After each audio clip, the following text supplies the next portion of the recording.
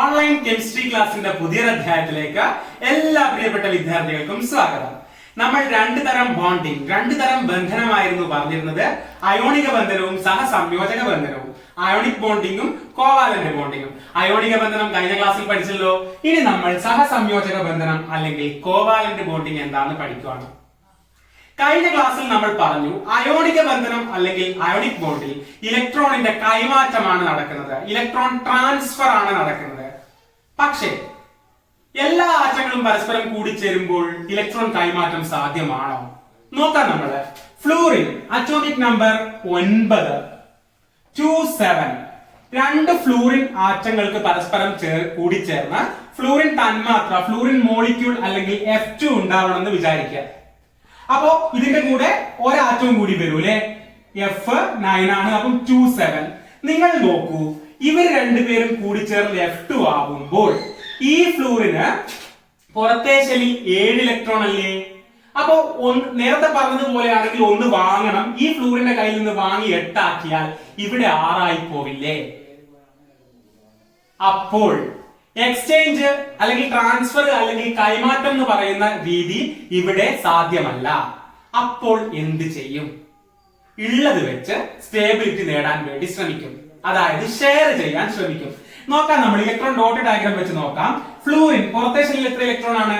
7 അല്ലേ? 2 4 6 7 പ്ലസ് അതിന്റെ കൂടെ അടുത്ത ഫ്ലൂറിൻ അല്ലേ ചേരുക? 2 4 6 7. അപ്പോൾ അടുത്ത സ്റ്റെപ്പിൽ എന്ത് സംഭവിക്കുന്നു ചോദിച്ചു കഴിഞ്ഞാൽ, നോക്കൂ, ഈ ഫ്ലൂറിന്റെ പുറത്തെ ഷെല്ലിലുള്ള ഒരു ഇലക്ട്രോൺ അടുത്ത ഫ്ലൂറിന്റെ പുറത്തെ ഷെല്ലിലുള്ള ഒരു ഇലക്ട്രോണുമായി ഷെയറിംഗിലേക്ക് വരും. അങ്ങനെ എങ്ങനെ സ്റ്റേബിലിറ്റി, സ്ഥിരത കൈവരിക്കുന്നു നോക്കാം നമുക്ക്. ഈ ഫ്ലൂറിൻ ദാ ഇങ്ങനെ, അതുപോലെ ഈ ഫ്ലൂറിന്റെ ആറ്റം ദാ ഇങ്ങനെ. അപ്പൊ ഒന്നാമത്തേക്ക് നോക്കുമ്പോൾ ഇതിനിപ്പോ എത്രയായി? 2 4 6 8 ആയില്ലേ?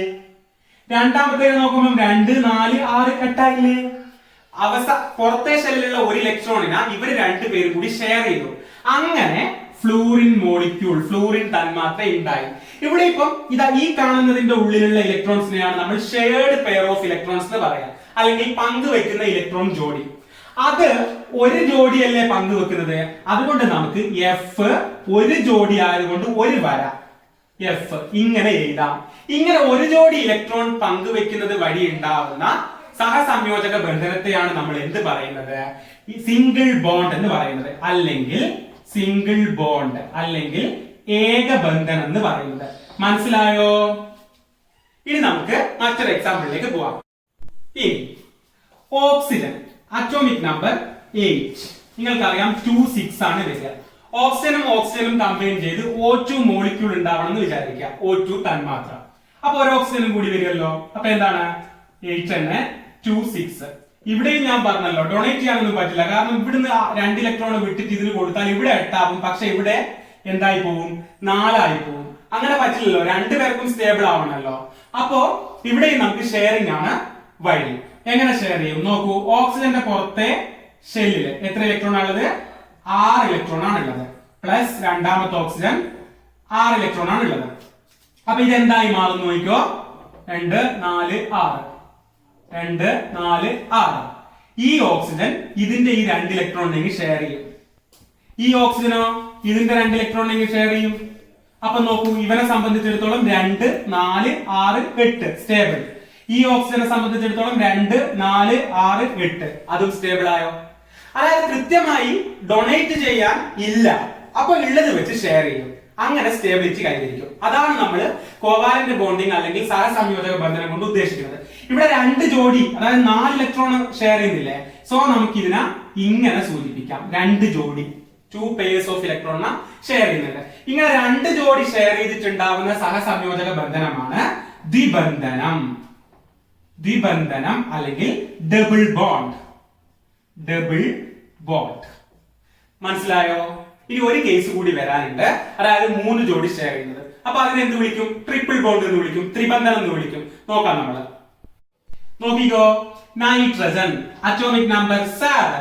അപ്പൊ എങ്ങനെ എഴുതും? 2 5 എന്ന് എഴുതും.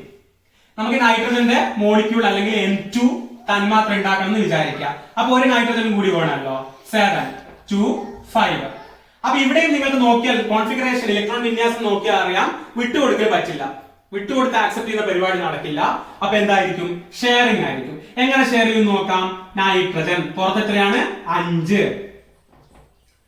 പ്ലസ് അടുത്ത നൈട്രജൻ പുറത്ത് എത്രയാണ്? 5. ഇത് രണ്ടും കമ്പൈൻ ചെയ്തിട്ട് നോക്കിക്കോളൂ. നോക്കിക്കോ.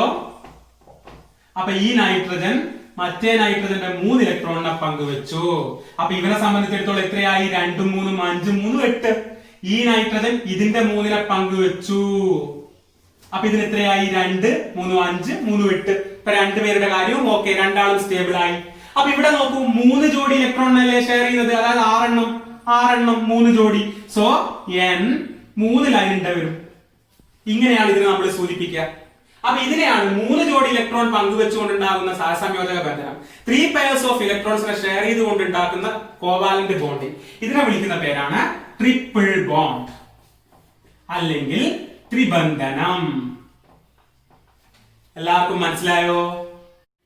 ഇതുവരെ നമ്മൾ ഒരേ ആറ്റങ്ങൾ കൂടി ചേർന്നുള്ള സഹസംയോജക ബന്ധനം അല്ലെങ്കിൽ കോവാലന്റ് ബോണ്ടിങ് മാത്രമേ പഠിച്ചിട്ടുള്ളൂ. F2 ആണെങ്കിൽ രണ്ടും F ആണ് അല്ലെ, ഒരേ ആറ്റമാണ്. O2 ആണെങ്കിൽ രണ്ടും O ആണ്, ഒരേ ആറ്റമാണ്. N2 ആണെങ്കിൽ രണ്ടും N ആണ്, ഒരേ ആറ്റമാണ്. ഇനി വ്യത്യസ്ത ആറ്റങ്ങൾ കൂടി ചേർന്ന് എങ്ങനെ സഹസംയോജക ബന്ധനം കോവാലന്റ് ബോണ്ടിങ്, ഡിഫറെന്റ് ആറ്റംസ് കൂടി ചേർന്ന് എങ്ങനെ കോവാലന്റ് ബോണ്ടിങ് ഉണ്ടാവും നോക്കാം. നമുക്ക് ഉദാഹരണത്തിന് ഹൈഡ്രജൻ എടുക്കാം, ക്ലോറിനും എടുക്കാം. ഹൈഡ്രജന്റെ atomic number 1, chlorine 17. So hydrogen 1 ആയിരിക്കും കോൺഫിഗറേഷൻ അല്ലെങ്കിൽ ഇലക്ട്രോൺ വിന്യാസം. ക്ലോറിൻ 287 വരും. എല്ലാവർക്കും അറിയാമല്ലോ എഴുതുന്നത്. അപ്പോ ഹൈഡ്രജൻ 1. നിങ്ങൾ ആലോചിച്ച് നോക്കൂ, ഹൈഡ്രജൻ സ്റ്റേബിൾ ആവണമെങ്കിൽ എത്ര ആക്കാനാ ശ്രമിക്കുക? 8 ആണോ? അല്ലല്ലോ, കാരണം ഒരൊറ്റ ഷെല്ലല്ലേ ഇതിലുള്ളൂ. അതുകൊണ്ട് അതിന് 2 ആയാൽ മതി. കാരണം ഒന്നാമത്തെ ഷെല്ലായ കെ ഷെല്ലിൽ 2 ഇലക്ട്രോൺ ആണ് മാക്സിമം. അപ്പൊ ഇതിനെ സംബന്ധിച്ചിടത്തോളം 2 ആയാൽ തന്നെ സ്റ്റേബിൾ ആയി. പക്ഷെ ക്ലോറിൻ 8 ആക്കണം അല്ലെ? അപ്പൊ നോക്കൂ, എങ്ങനെയാണ് ഇവര് സഹസംയോജക ബന്ധനം അല്ലെങ്കിൽ കോവാലന്റ് ബോണ്ടിങ്ങിൽ ഏർപ്പെടുക.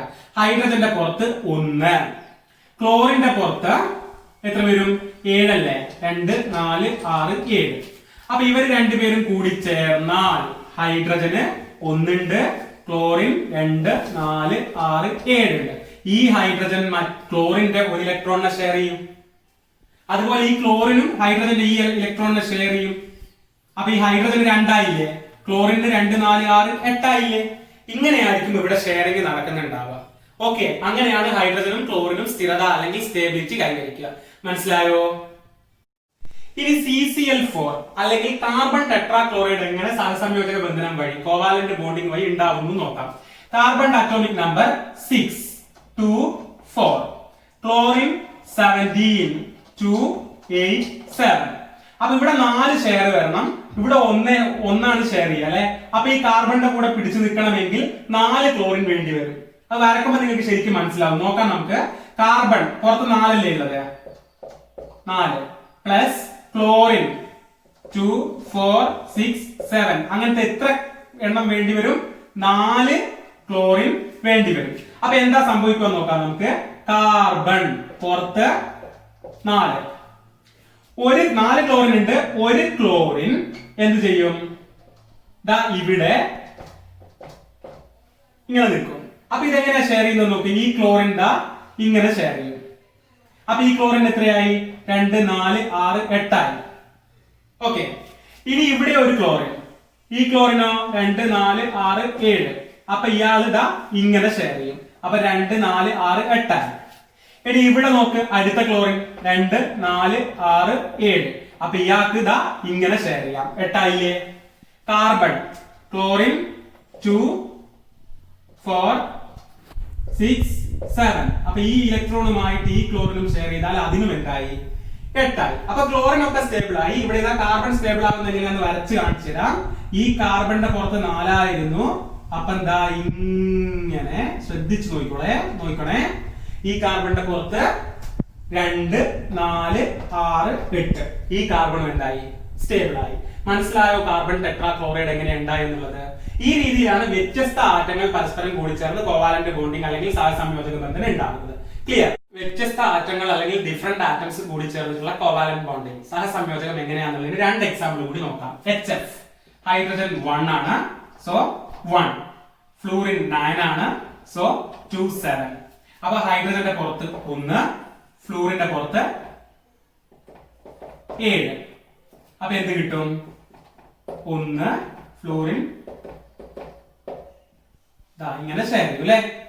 എല്ലാവർക്കും കിട്ടുമല്ലോ. നമ്മൾ ഇതുവരെ ചെയ്തത് മനസ്സിലായിട്ടുണ്ടെങ്കിൽ നമുക്ക് എല്ലാവർക്കും മനസ്സിലാവും. ഇനി നമ്മുടെ വാട്ടർ മോളിക്യൂൾ അല്ലെങ്കിൽ H2O നോക്കാം. നമ്മള് H2O എന്ന് പറയുമ്പോൾ hydrogen atomic number 1, so 1. Oxygen ഉണ്ട് 8 ആണ്, 2 6. അപ്പൊ ഹൈഡ്രജന് 1 മാത്രമല്ലേ ഷെയർ ചെയ്യാൻ പറ്റൂ, ഓക്സിജന് 2 ഷെയർ കിട്ടണം. അപ്പൊ 2 ഹൈഡ്രജൻ നമ്മൾ എടുക്കേണ്ടി വരും. നോക്കാം, ഹൈഡ്രജന്റെ ഫസ്റ്റ് പുറത്ത് 1 അല്ലെ? അങ്ങനത്തെ എത്ര ഹൈഡ്രജൻ വേണം? 2 ഹൈഡ്രജൻ വേണം. പിന്നെയോ പ്ലസ് ഓക്സിജൻ പുറത്ത് 6. ഇതെങ്ങനെ വരും നമ്മൾ നോക്കാം അല്ലെ? നോക്കിക്കോ, ഹൈഡ്രജൻ ഇവിടെ 1 ഇടുക, ഇവിടെ 6 ഉണ്ട്, പിന്നെയോ അടുത്തൊരു ഹൈഡ്രജൻ കൂടി വരുന്നുണ്ട്. അപ്പൊ ഈ ഹൈഡ്രജൻ ഇവിടെ ഈ 1 ഷെയർ ചെയ്തിട്ട് 2 ആക്കും, അപ്പൊ സ്റ്റേബിൾ ആയി. ഈ ഹൈഡ്രജൻ ഇവിടെയും 1 ഷെയർ ചെയ്തിട്ട് 2 ആക്കും, അപ്പൊ സ്റ്റേബിൾ ആയി. ഈ ഓക്സിജൻ 2 ഹൈഡ്രജന്റെയും ഓരോ ഇലക്ട്രോൺ വീതം ഷെയർ ചെയ്തിട്ട് 8 ആക്കും, 2 4 6 8, അപ്പൊ സ്റ്റേബിൾ ആയി.